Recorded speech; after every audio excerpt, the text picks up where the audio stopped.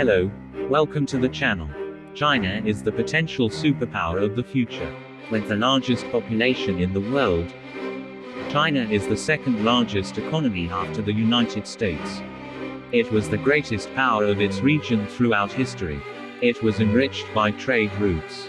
China has hosted different cultures throughout history. China experienced a civil war after the Second World War. Civil war between communists and nationalists led by Mao Zedong resulted in the victory of the communists in 1949, and Mao Zedong took the lead. With the Cultural Revolution that began in 1966, he began to erase the traces of the old culture. They began attacking temples, schools, teachers, and intellectuals. Later, China embraced capitalism by opening up to the world, and since then it has grown very rapidly economically. China has increased its military power thanks to its economic power. It has surpassed the United States in terms of freezing. It is the world's largest army with 2 million active soldiers. It is also one of the countries with nuclear bombs. For these reasons, China threatens the Western Bloc. China is a big threat. China is trying to get stronger by opening new trade routes. China is trying to reach its customers more easily in the world thanks to this project. They have already invested billions of dollars for this project. Some countries do not accept Chinese investments, and some do not want to trade with China because of what China does to the minorities living in their own country. At the same time, there are some obstacles for China to reach the Asian Pacific. There is a wall formed by Japan, South Korea, the Philippines and Taiwan. China is pursuing tough policies to open up to the Pacific. One of the biggest obstacles for China to open up to the Pacific is Taiwan. Taiwan has a strategic location. China sees Taiwan as its province, and if you are going to trade with China, you have to accept it. Taiwan is an unrecognized country in the world, but it cannot be ignored due to the trade. Taiwan actually has the same culture, language and history as China.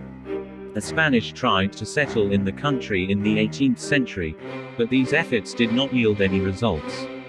Towards the end of the century, a proponent of the Ming dynasty named Koxinga lost their land in China and then expelled the Dutch to establish a base on the island. Later, it was defeated by the Qing dynasty, and Qing dynasty influence was integrated into Taiwanese culture.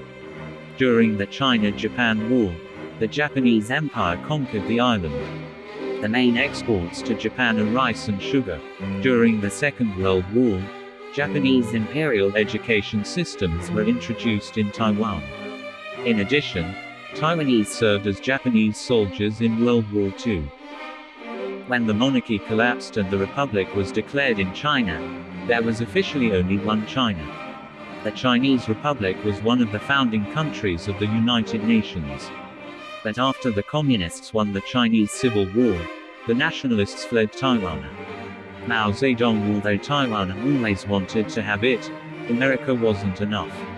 They increased agricultural production by reforming the land in their country. This allowed them to accumulate a lot of capital. With rapid economic growth, they grew until the mid-1980s and the late 1990s.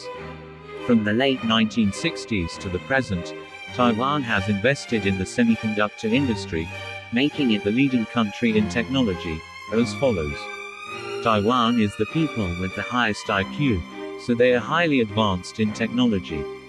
Taiwan has a history that goes back thousands of years, dating back to the earliest evidence in human history. The current official flag of Taiwan was adopted in 1928. The 12 sun lights on the flag represent the 12 Chinese hours and 12 months of the year. The colors of the flag symbolize the three principles of the Taiwanese people. This is the political policy of making the Republic of China free, prosperous and powerful.